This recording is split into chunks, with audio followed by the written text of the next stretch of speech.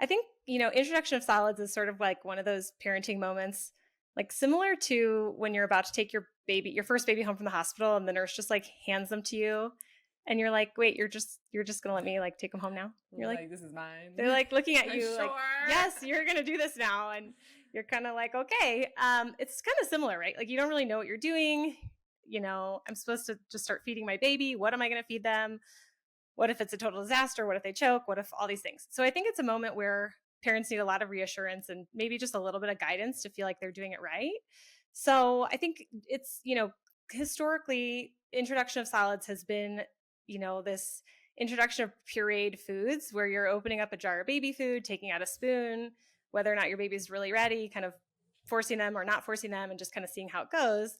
And I think that is sort of going by the wayside now that people are into this concept of baby-led weaning, which is really, in principle, just allowing your kid to kind of be in charge of when they're ready, how much they're going to have, what they're going to eat, fostering these independent eating habits as opposed to just sort of spoon feeding them and assuming that they're going to pick up these skills along the way.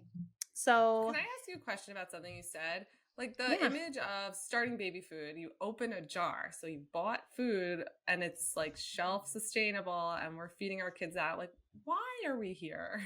Yeah, I honestly don't know. I know. I think that's a really great question because I think for so long, motherhood was about convenience. And I think that my mom too was raised in an era where like everything in the kitchen was all about convenience. Like how quickly can we get this done? What are we going to do to feed everybody cheaply and, efficiently? And I think that is sort of a concept that people are kind of not really into anymore necessarily. Like I think a lot of the people in this generation of parenting are really more into doing things themselves and like making their own baby food and things like that. But baby-led weaning also traditionally has been thought of not purees. So some people think, okay, I'm either going to do purees, which means I'm going to mash up a bunch of stuff myself or buy it, or they're going to do baby-led weaning, which is more like soft foods that your kid can pick up and do on their own. So I think the first thing to remember is that number one, you really don't have to buy anything in particular in order to feed your baby. I think a lot of, parents are sort of victims to this culture of what do I need in order to do this right? Well, you don't really need anything necessarily, except for the foods that you're already going to make for the rest of your family. And maybe if you're going to invest in something, invest in a really good, safe, ergonomic high chair for your baby. So we can talk about all that stuff too. But I think, before you even get to that point, it's really great to talk about when your baby's ready. And from a pediatrics perspective, I think this is a great question. It's definitely something we get a lot at Blueberry, is when is my kid ready and what do I do next? So before we go into that, let me just go back a little bit too, because just so everyone knows where my mentality is, I love this idea of baby-led weaning. It's one theory of like introducing to solids that a lot of people have had success with. It's not the only way to do it. And sure, if you need convenience and to buy stuff from off the shelf, like that's great, whatever works for your family. I think when you want to dive into what's the most nutritious and how can I do this differently, and then it doesn't have to be that way if you want it to be different, that we can, this is how you learn how to do that and build from there. And I think it's hard because of all these preconceived notions that we have, but exactly what you're saying is to like, it doesn't have to be so hard, that we can all do it without so much work going into it, is also key here. I will tell you from experience, I did not do complete baby-led weaning. I think there's so many aspects of it that are wonderful. There's also some that you or I may not agree with, like anyone out there listening. So like, I would say like maybe one other thing, if you're wanting to add in to trying baby-led weaning is, if you want to puree a little bit, be able to as you're getting comfortable. Exactly. So let's go from there. Yeah, we'll get into that. And full disclosure, like I think what I'm going to tell you is exactly what you're saying, Lyndsey, where I really recommend kind of a hybrid of both. So some people are super into baby-led weaning and they don't want their kid doing anything with purees, and that is completely fine. I support that. But I think for most people, there is a role for purees, and we're going to kind of talk about that too. But I think when we talk about baby-led weaning, what I mean is allowing your baby to tell you that they're ready, that they're interested, and when they've had enough. And I think those are sort of the three things to me that are really important, no matter what approach you take, is to really allow your kid to be the one that's telling you how it's going. Because the goal is to foster like solid mealtime dynamics for the rest of your life. Okay. And I don't want any power struggles. I want you guys to be on the same page and just have everybody enjoying. And, that's what mealtimes are really all about. It's not so much about the food on your plate or what you're doing. It's really about sitting and connecting as a family. So Is yeah, that like let's a get into it. realistic goal? It sounds so I think fun. it is. I think so. Okay, I mean, awesome. this is the way All that right. I frame this for people. So like if you sat down at the table, let's say you went on a date with someone, doesn't really matter who it is. Maybe it's a first date. Maybe let's just say it's a first date because this is your kids that are, sitting down for the first time trying food. If your person that you're out there with is like telling you that you can't have more bread if the server comes by, you're not going to order dessert, and why haven't you eaten any of your peas? Like, you're just going to be really annoyed and kind of freaked out, and it's really awkward. Like, you probably would never go on a first date with that person again. And if you did, you would probably sit down thinking like, oh, I know how this is going to go. They're going to comment on everything I'm doing. They're like, instead of just focusing on connection and like really talking about something else, right? So the food is sort of the vehicle to get you there.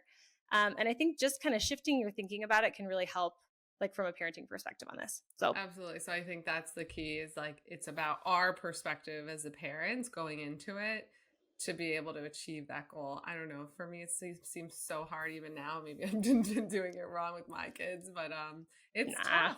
It's really tough for everybody. I think that's why it's such a field of interest for parents. Mm-hmm.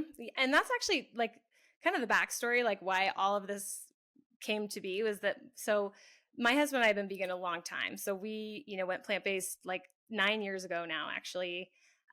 We were living in the Bay Area. It's the easiest thing in the world to be plant-based out there. There's so many options, everything is available year round.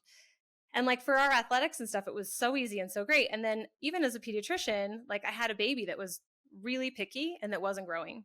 And so meal times like really just brought me to my knees. Like I would cry, like the thought of having to feed him to help him gain weight was just really overwhelming.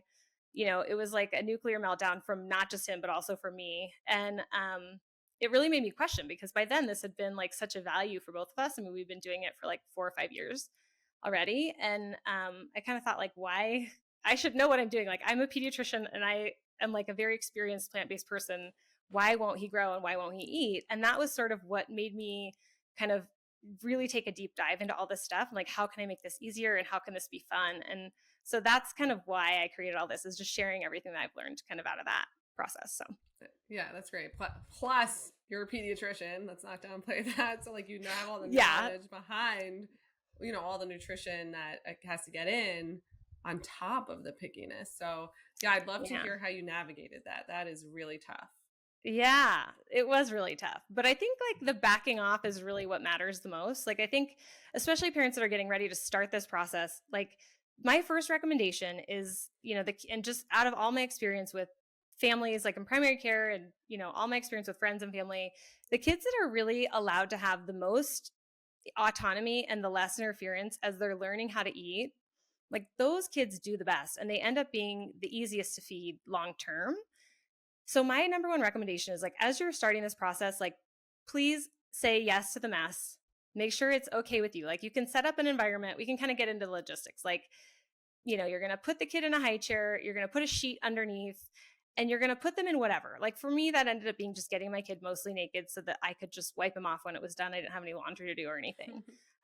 Being okay with the fact that like, yes, this is going to be messy, at least in the beginning, while they are learning this skill, and then do your best to really not intervene. Like don't wipe them till they're done. Don't take their spoon away. Just allow them to kind of like be there and enjoy and get this going. I think the easiest thing to remember is that like learning how to eat is a skill. And just like anything else that we have to learn, if somebody's constantly interrupting you and correcting you and telling you to do it a different way, like you get really frustrated with that and you don't really even want to try anymore after a while, right? So I think rule number one, allow your kid to just really learn this on their own and try not to intervene as much as you can, to really allow them to just explore and start to enjoy the process, to make it as pleasant as possible. So